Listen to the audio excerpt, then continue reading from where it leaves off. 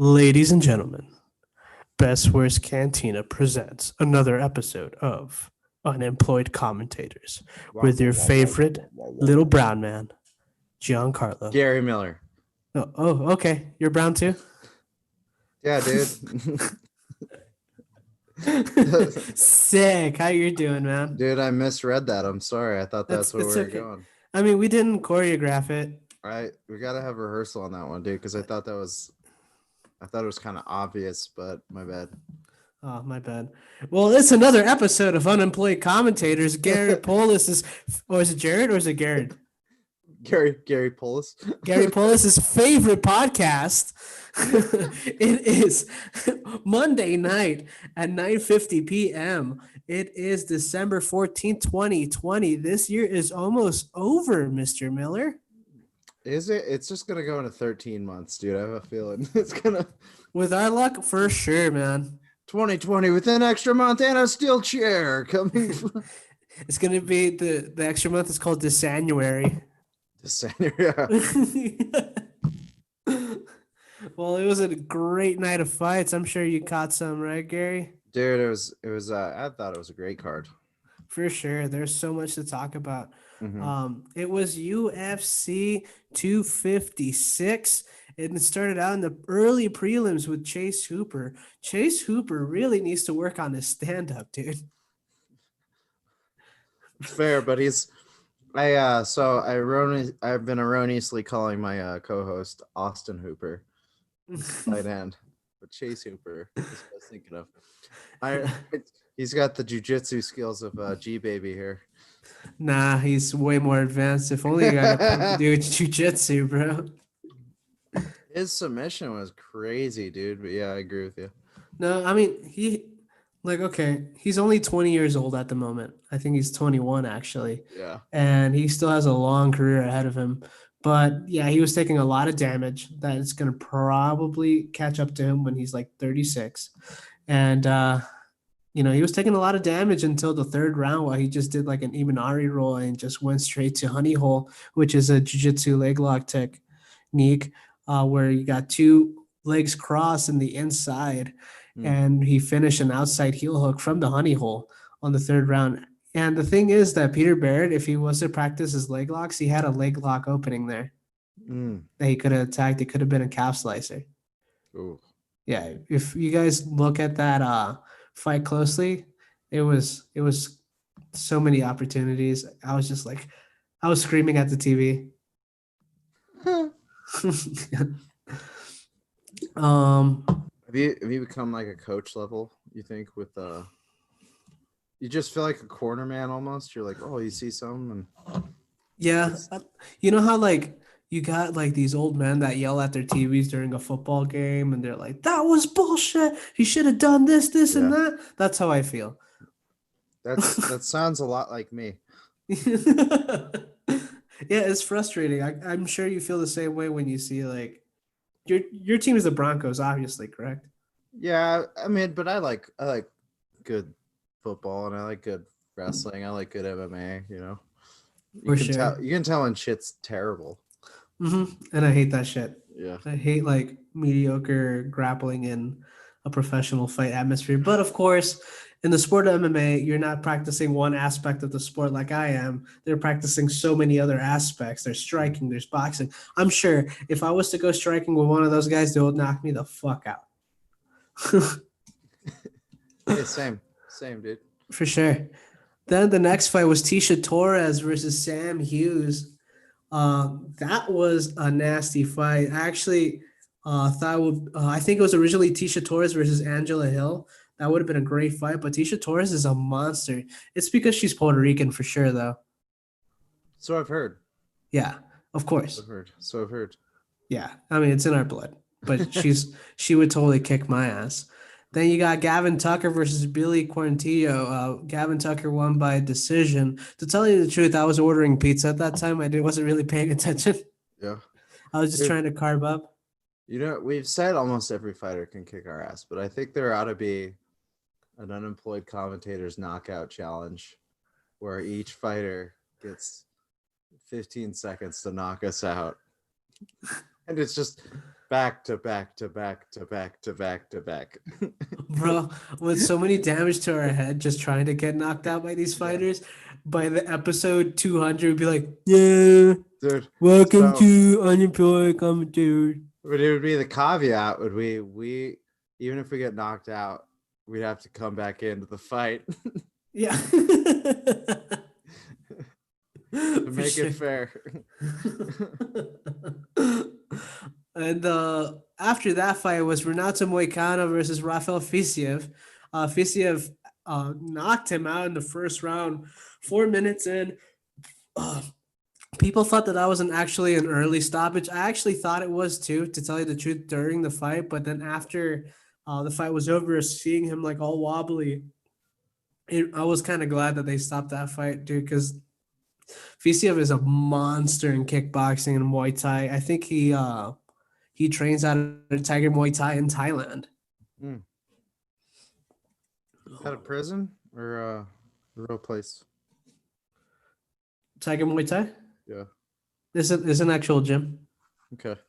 I never know based on Sky's Folsom, who's our first guest on the show. Oh, for sure. I remember that. He actually literally trained with Nathan Orchard of 10 Planet Seattle too over there.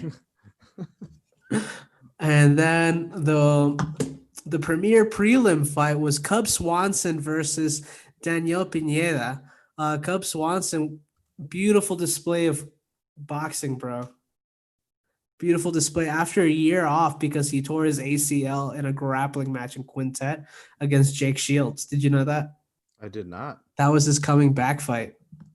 I was coming back and then he tore his ACL in that fight.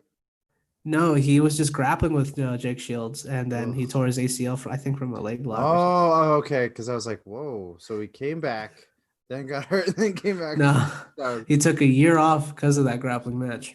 Oh, okay. And then it's Junior Dos Santos versus Cyril Gane. Cyril Gane was, I think, ranked 14, and Junior Dos Santos, I think he was in the top 10. I'm not sure. Cyril Gane just, dude, the heavyweights have to watch out. They're getting more athletic. They're getting faster. Those EPOs are coming, bro. Those EPOs are coming. I actually doubt it. He seems like a really athletic heavyweight kickboxer. I don't want to talk shit here, even though all I do here is talk shit. Oh, yeah. I mean, fuck. And then you got Kevin Holland. Did you see that fight, the Kevin Holland versus Jacare Souza fight? Dude, that was the first time I've ever seen someone knock someone out with a punch while they were laying on their back and they just swung their hips and punched them, bro, from guard. Video game. It was such a different technique. And then like from boom. He actually he was on his back, right? Yeah. And then he just swing his hips and just went forward and just knock out one of like the greatest jiu-jitsu competitors out there. Wow. From his guard. So when me and Gio were together, he beat the fuck out of me on UFC. I think I won one round. You were using Zabit, I think. So did you recently see that video? I think I sent you. Was Bruce Lee beat up Conor McGregor, like hit him in the back and knocked him out? Yeah, that's what I'm imagining in my head. Yeah, when he just swing his arm back or something like that. Yeah. Oh yeah. It almost felt that way, to tell you the truth. Are you drinking a Red Bull? Oh hell no, dude. Oh, White Claw. Okay, yeah. I see you. Damn, dude. It's whole year, man. Not following the law. No law with a claw, bro. Nope. They should sponsor us now. After that, we just earned them top dollar. Yo, is your boy Condit gonna sponsor us, dude? Sponsor our comedy show when we start getting people back, dude. Bro, I want Black Rifle Coffee to sponsor us, bro. We can talk to both of them, dude. We'll get double juiced. Yeah, for sure. We need that coffee money. Yeah, dude. That's what's up, dude. And then after that fight was Mackenzie Darren versus Verna Jandirova. It was quite the opposite of how I thought that fight was gonna go. They're both jiu-jitsu black belts. Of course, Mackenzie Darren is a champion black belt. but it was just a striking match. I think Mackenzie, they both were like, "Fuck it, I'm gonna try to fuck you up." Because of that. yeah, for real, they were just trading punches. Mhm. Mackenzie Darren even tried to go for like leg locks and just pull guard, and it was just crazy. Mackenzie Darren broke her nose in the second round, and then she just fought more aggressively in the third. Mm. So I'm actually excited to see her at like just upgrade more on her striking. She does Yeah. have a great team. She trains with Cheeto and all those people in Ruka. But I feel like a few more fights and I can see her in the top five for sure. And then let's talk about Tony Ferguson versus Charles Oliveira. Did you see that happening? Yes. You did? Yes, I did. Did you bet on Charles Oliveira? No, I didn't. So I didn't bet on this fight, but I put my prelim. I was bet on Oliveira in that fight only because I felt with the Gagey fight that I felt he broke him. Oh, dude, he totally broke him. I felt like, first of all, he didn't just lose that fight. He got punished. Like, that was a punishment of a fight. And then after that, he decided not to have his regular corner with him. He was his own head coach. Yeah. And then, bro, like, you can tell during his training sessions, he had no structure. Yeah. I guess like, I mean, I think I sent you a quote he had too, dude. I was just like, man, I think he's got some mental issues right now he's got to deal with, dude. Oh, 100%. He's mentally unstable. That's why he's in 10th planet.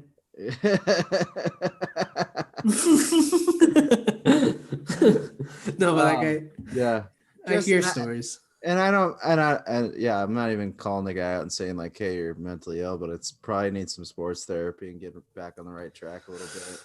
Oh man, I mean, so I think you suffer a loss after 12 wins in a row for a decade. Yeah, when you're supposed to fight for the fucking title multiple times, of course it's gonna fuck with you.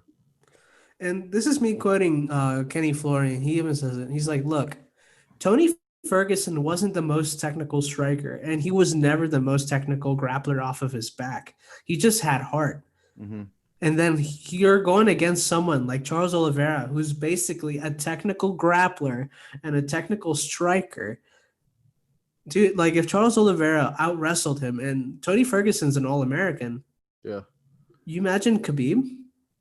It was, I mean, they talked about his wrestling. It was All-American too, and then Gagey's All-American too. I mean, yeah, Khabib's on a different level of wrestling. That Russian Dagestan wrestling. But I think Justin's a Division I wrestler.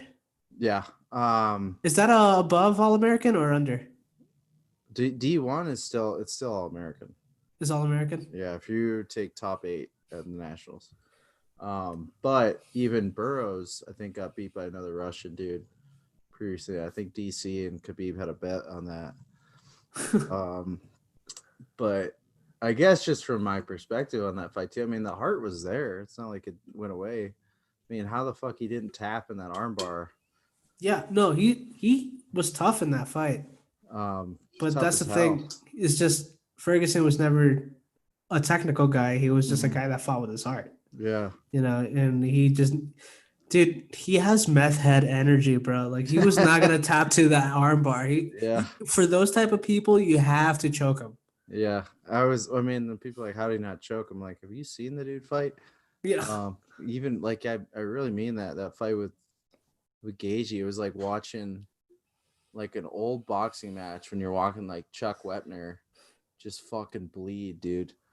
And you knew the dude's just staying in there out of heart, go the distance. And you're like, it's like watching a Rocky fight, dude. You're like, there's no fucking way a dude like this is going to come out of that and be all right. No, dude, no one's the same after that type of punishment. Mm-mm. And then, dude, probably the best flyweight fight ever. Yeah. Davison Figueiredo versus Brandon Moreno ended up in a majority draw.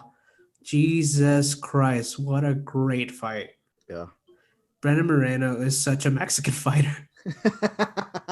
Bro. The best way I've ever heard. Yeah. He's such a Mexican fighter. He got hit really hard and then answered with like a combo as soon as he gets hit in the fight, like in the face. I was like, what the fuck, man? And then getting soccer kicked on the nads, man. And he didn't even use his 5 minutes to just like take that rest. And he was dry heaving. Dude, that's like, yeah, it was a great card. I mean, dude, from that was probably the best card I've seen all year. I think it was the best card. Like all around, all the fights were memorable. Yeah. And then we're gonna have this awesome. By the way, it's for sure they're gonna have a rematch in 2021. Oh, they should. Dude, 100%. Brandon Morono wants to fight in January. Fuck it, why not? That was those kind of fights where like, yeah, let's run it back. Yeah, he just like right away. he was posting on his Instagram story, "I'll be ready by January." I'm like, Jesus Christ, he just rest. Yeah. One of our last guests, I mean, she posted something else too. I have to look into it, but it was like Kayla Bushy posted this app, and I don't know if I'll have to look at it, whether it's like question or something, but it shows like your percentages of like stress, energy level, that kind of stuff. And I was like, man, I wonder, if you got the I guess the charge, if you could see some of these guys after fights, you know what I mean? Like, see where people are at and how they recover. And these are all top tier athletes, right? But I got to thinking today, and I'm thinking about David Goggins, right? Yeah. And I'm thinking, this guy, like, he's so like hardcore. He's running like miles and miles a day. Like 150 miles a week, something like that, right? And I'm going, average Joe dudes like get inspired by these people. They're like, yeah, fuck yeah, I'm gonna fucking go hard on this shit and stay like that, right? But they just can't keep up because they ain't the fucking same athlete, dude. No, dude. So like these MMA guys, I'm curious, like with the lactic acid levels and stuff like that, where they're at after these fights and how quickly they're able to recover. For real. It's and of course they have like the UFC Performance Institute where they have like this scientists that are just working on the recovery too. Yeah. I'm like, I would love to see the studies on that. Oh, 100%. That'd be amazing to see it, and like compared with other athletes, because this is almost like the CrossFit of sports. It really is, man, because like, all right, if you put a fighter in like, let's say a basketball game, depending on their height, of course, or in a soccer game, they're gonna hold up. Like if you put John Jones in basketball game or in football, he's gonna hold up. But if you have a basketball player get into fighting, I mean, you witnessed it with Nate Robinson. Yeah. You know what I mean? Like you can't teach an athlete to be a fighter, but you can make a fighter be an athlete, and they're gonna be probably the top athletes out there. And I will say that when you watch wrestlers and fighters play basketball, it's fucking rugby, dude. It ain't even basketball. No, dude. I mean, I saw Tony Ferguson was cutting weight by just playing basketball. Yeah.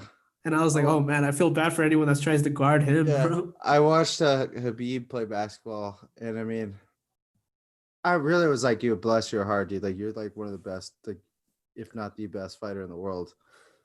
But you could dunk the fuck on, and you come to Rucker Park, dude. Yeah. Of course, I mean, you get crossed up left and right by 8th graders, bro. And I'm sure they don't give a fuck, but they don't. They really don't. But yeah, I mean, like I say, it's just to be a UFC fighter, bro. I think that's like the most athletic you can be. I think it's funny too. Is like we talk about like our top athletes, dude, and I think America for the last 30, 40 years has been whatever our top basketball player has been. And that's how we measure athleticism in this country, I guess, on a purely visual standpoint. Who do you think is the greatest athlete of all time? Secretariat. The horse? Yep. Did you see that fucking race, dude? I was gonna say Bo Jackson, but okay. Bro, did you see that fucking race? I mean, If you're I'm in like, you've seen horses just fucking die, dude, just running that fast. That motherfucker won by 27 lengths, dude. You fucking kidding me? I meant human, but okay. You fucking Fair kidding me, dude? enough. Have you seen that goddamn horse, dude? Jesus Christ. I love how you said it without even like thinking twice. You're like, Oh, dude. Secretariat. Dude, I swear to God, I've watched that at, like over and over on that race, and I've seen so much other shit, dude. Like, that is the best athlete of all time. Oh man. That has to be on an episode. We have to do that. We have to watch Secretariat now. Yeah. We have to watch Secretariat 100%. And that'll take us like 2 minutes too. Yeah, for sure. It'll be the shortest Unemployed Commentators episode ever. Yep. Actually, yes, I think it would be because the solo one you did was what, 5 minutes? Yeah. Oh yeah, it will be the shortest one. Yeah, because dude, that one, I think I think there was even a poll. It was like greatest athletes of all time, and I think they put like Secretariat was like top 10.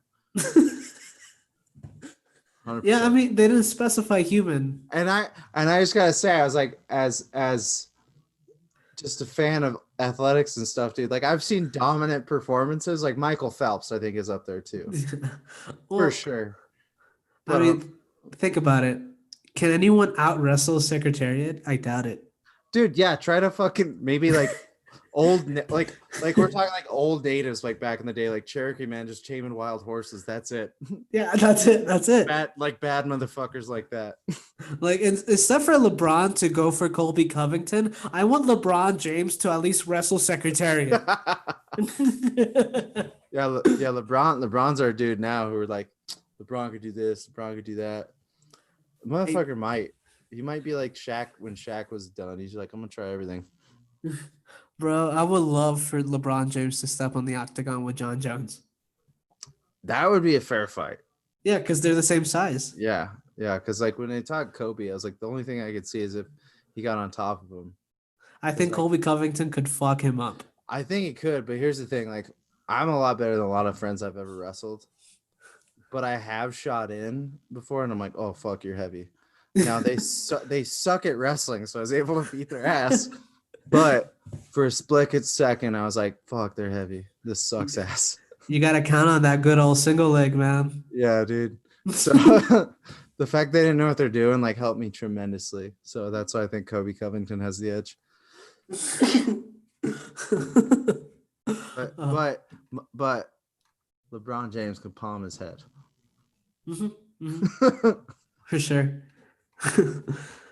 And before we start on discussing about this Saturday's fight card, this podcast is brought to you by Best Worst Cantina Shop. We have beanies, we have coffee mugs with this beautiful mugs on the mug. He's talking about John too. Yeah, true. We're after Christmas, guys. We're changing up the shop. There's gonna be some new items, and the ones on there will be gone. So get it while they last, man. Can I talk as a little bit of a business owner right now? Go for it. Okay. I just want to say to all you Teenage Mutant Ninja Turtle nerds who are pissed at the price of the Ninja Turtles on our site. Get more money, you broke bitches. And if you want to talk shit, trust me, it'll be on site. On site. On site. Bro, that's I put that price high for a reason. And if you ain't down with that, bro, it'll be on site. On site.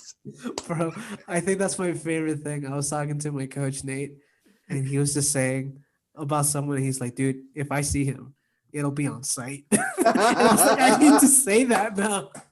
That's my favorite thing ever. It's on site. It's on site, bro. That should be just the title of this episode. Yeah. On site. I had an email today too, as I talked to another toy store, about similar toys, and he's like, "Hey, I saw your listing on eBay. I think we're miles apart on price."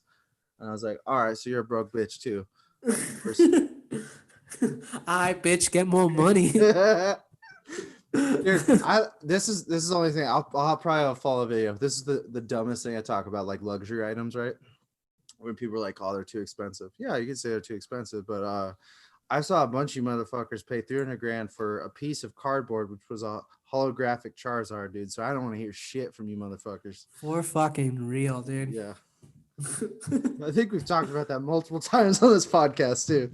For sure. Me and Gio are we're Pokemon fans here. Dude, I fucking love Pokemon, man. Yeah. I like as Pokemon Red was my first, and then it was Yellow, and then dude, I think I took like maybe like a few years off, but trust me, if I was to play again, bro, it would be on site. On site. Anyone challenges me to a duel, it's on site. No, Poke Battle. It's on site. Dude, you're like the trainers in the grass, bro. Yeah, for sure. Yeah, for sure, dude. Yep. All right, this is a good one. If I was a Pokemon trainer, what type of Pokemon trainer do you think I would be? Ooh. Part of me wants to say the rock type, dude, like Brock. Okay. I like that. Yeah. I like that. Yeah. I see us the fighting type. Yeah, I could see that. Yeah, you would have like a wrestler base. Like your star Pokemon would be Machamp. Yeah, like that. The motherfucker's like, I'm gonna fight my Pokemon. Yeah. Like the one with the 4 arms, bro. Yeah. That's your Pokemon of choice. Sick. For sure. Sick. I think you'd have what is it, the Onyx? Ooh, I can see that. Yeah. Oof. Yeah, I like Onyx. On site, bro. So let's get on to UFC Fight Night. Thompson versus Neal. This is gonna be a great fucking card, bro. Mm-hmm. The first fight is Rick Glenn versus Carlton Minus or Minus or My Anus. Did you see that video of the commentator? Bro, so there's a fighter's last name. I don't even think his name was My Anus. I think it was just Minus too. And then he was just like, my anus is getting hit. Dude. My anus is bleeding. My anus is bleeding. My anus is we ain't even the worst podcast. Have you seen that one? That commentator, dude, he goes, that's kind of gay. Oh man. And then such soft hands. That's kind of gay. Oh man, yeah, I remember that one. That was a good one. Fucking killed me. Go ahead. Sorry, but before we continue, Rick Glenn and usually fights at 145, and then you got Carlton Minus fights at 170 pounds, and they're fighting at lightweight, bro. I'm going for the bigger dude, bro. I'm going for the big boy, Carlton. He's only 10-2, bro. Rick Glenn's 21-6. I just want our listeners to know I wasn't laughing at what he said. I was. Yeah, sorry. Your shit's so good. No, I was okay. God, this feels so bad to admit, but I was looking at the video to try to link it to you. Yeah. It's kind of gay, and then I found another one where he goes talking about Rudy Gay, and he's like, "I'm not a big gay guy." It's like you got me on the train of thought there. I'm sorry. That's kind of gay, then. Like, oh man. After that, it's a flyweight fight between Jimmy Flick and Cody Durden. Bro, I saw Jimmy Flick on the Dana White's Contender Series. His jiu-jitsu is fucking amazing, so I'm going for that, dude. Okay. Then after that, it's going to be Taffon Chukwue versus Jamie Pickett. Taffon Chukwue is 4-0-0, and then you got Jamie at 11-4. This is a middleweight fight. Taffon usually fights at 205. Jamie Pickett at 185. Jamie has the reach advantage by 3 inches. He's also 32. Taffon's 26. But I think due to experience, I think Jamie Pickett will get this one. Then, bro, it's Iman Sahabi versus Draco Rodriguez. Iman Sahabi, it is Faraz Sahabi's brother. Do you know who's Faraz? He is George St. Pierre's head coach. Oh. He is a genius. He is also 33 years old, so he needs to take advantage of his prime while he can, because this other dude, Draco Rodriguez, is 7-1-0, and he's only 24 years old. They're both fighting at 135. Draco has the 1-inch reach advantage, and Iman is 7-2-0, and Draco's 7-1. So I would say Sahabi would win this one. And also, I think Draco still has a whole career ahead of him, though. Then we have a catchweight fight at, I don't know, because they usually fight at 185. I don't know what's going on there. But it's Darren Wynn versus Antonio Arroyo. And Darren Wynn is a 6-2-0, and Antonio is a 9-3-0. Both are 31 years old, bro. This is at 185. You know how tall is Darren Wynn? How tall? 5'5". At 185. Fuck, that's like me, dude. Yeah, dude, that's you fighting Israel Adesanya.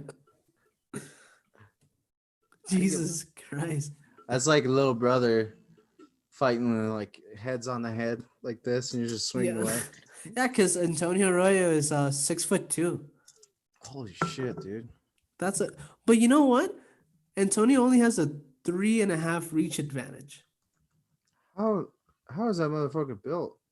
I don't know. I'm actually like curious. I want to see that fight, really. Yeah. That's insane. Then after that, it's I think Antonio is gonna win it if he knows how to keep his distance and use his jab, by the way. Then you got Carl Robertson versus Dolce Lungiabula. Are you reading this name right now? Say that again. Lungiabula. Or Lungiambula. I think that sounds better. Lungiambula. Lungiambula. Lungiambula. Oh boy. So they're both in their 30s. And this is another crazy height disadvantage, bro. Dolce is 5'7", and Carl is 6'1", and they're both fighting at middleweight. Dolce Lungiambula. That's what I'm going with on that. He's on the name. But he has a reach advantage, even being the shorter fighter. Crazy. He's only 5'7". That's insane. This reminds me of the old like UFC days where you got Diego Sanchez fighting at middleweight. And Kenny Florian, bro. That's a long time ago. For real. I mean, the lightweight division didn't even exist at that time. Yeah, nuts. Right? Because there was other Elite XC, right? WEC. WC, that's right. Yeah, WEC had the 135, the 145, 155. So I remember Uriah Faber talked about him on the podcast, but he was in our high school. There's a banner because I think he did some with K Swiss or some shit. Really? Yeah. That's hilarious. Yeah. And then it's a women bantamweight fight after that. It's Sahara Eubanks versus Penny Kiansad. They need to have simpler last names, bro. I'm done with this. Once you get simpler last names like Johnson. No. Yeah. So Sahara Eubanks, 35, 5'3". I was like the most like slave fucking mentality where it's like everybody needs our last names. Says the guy whose last name is Hernandez. Yeah.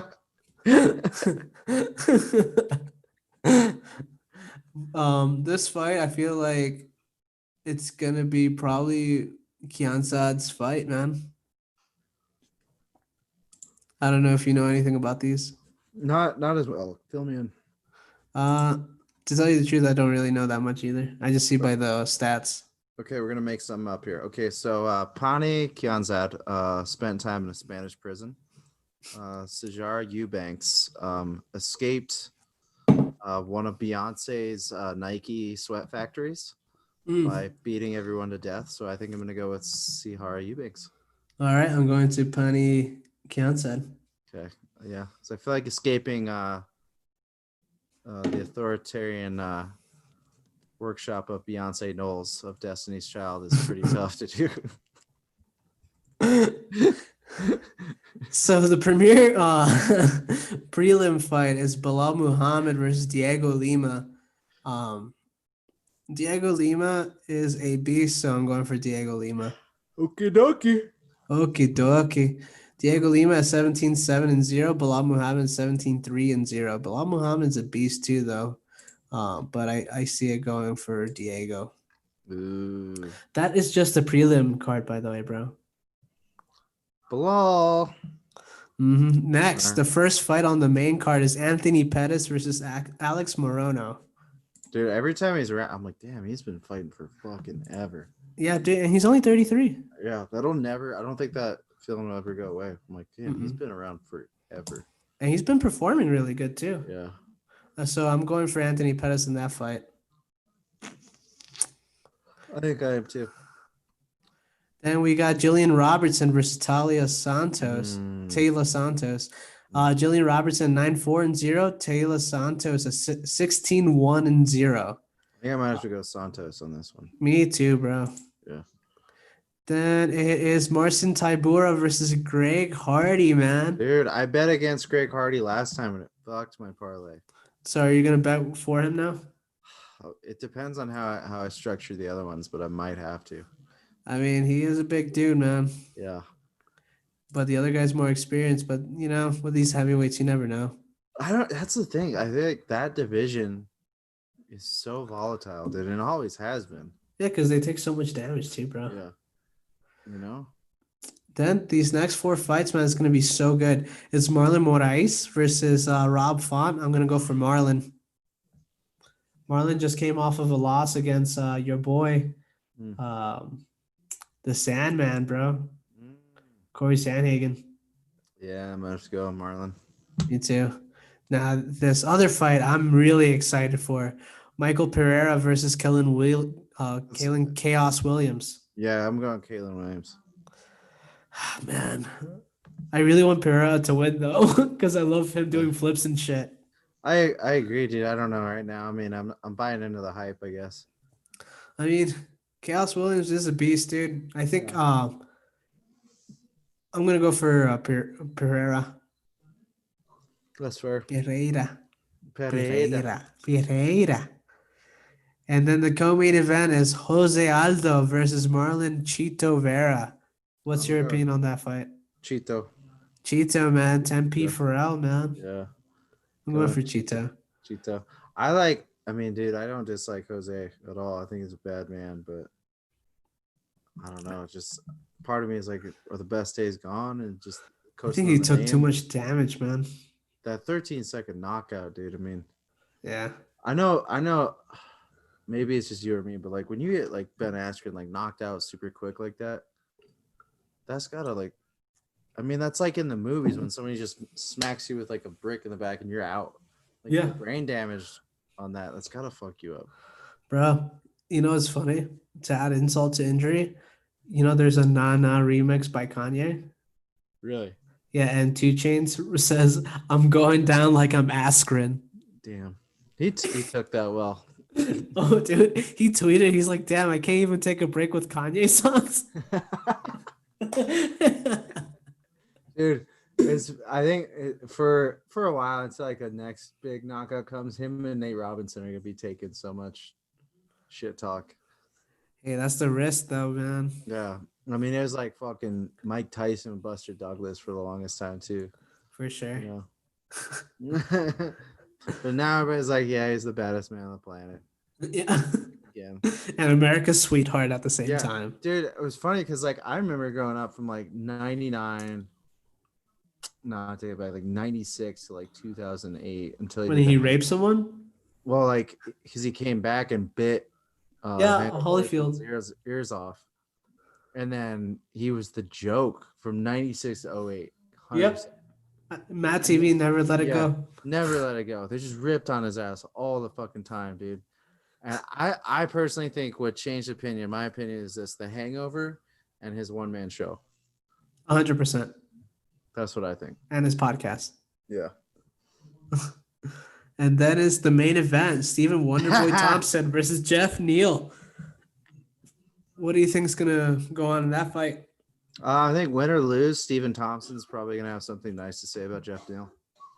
He's the nicest MFer out there, bro. Yeah. Yep. Gosh darn it. I'm going to curse here, but gosh darn it. I don't think you deserve to fight me. I think Stephen Thompson's gonna win though. I gotta pick him. I'm going to go for Jeff Neal. Yep.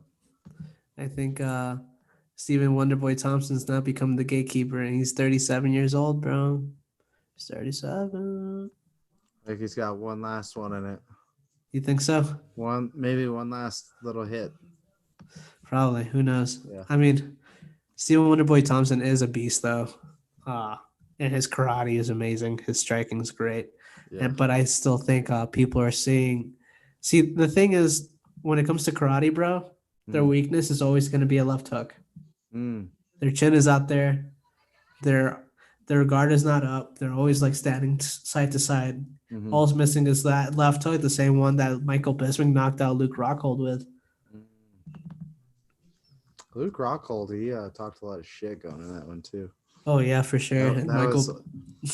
I went from loving him and Weidman to being like, fuck those guys. Dude, you know what? I always wanted Michael Bisping to win the title. Yeah. And I even doubted him, and I didn't even want to watch that fight because I didn't want to see him lose. But I think it was funny is like anytime those fighters get to the humble pie, because like Bisping with Dan Henderson. Yeah. I was like, fuck Bisping, dude. Yeah, at UFC 100 Yeah. after the Ultimate Fighter. Yeah. That was such a classic, though. Yeah.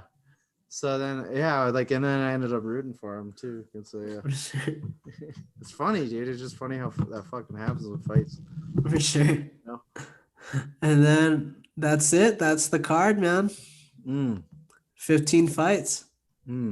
I hope COVID doesn't ruin it. I was gonna say I'll probably bet on 4. Oh, 4? Probably that main card. Yeah, I mean, it's a hard card to bet on, though, for sure. Oh, 100%, dude. Like, there's no, like, obvious winner. Except the fans. Exactly. Which is us. And for everyone that are listening, we appreciate you. Yeah, you guys are okay. Bro. I wish you guys listened more. And I wish you guys followed my boy G Baby on Twitter so you can see great gems like when his Mexican girlfriend hates it when he says "Orale." Yeah. It's the truth, man. It's sad. It makes me sad. I'm 1% Mexican, bro. You're like Orale. Could say it. Orale. Orale.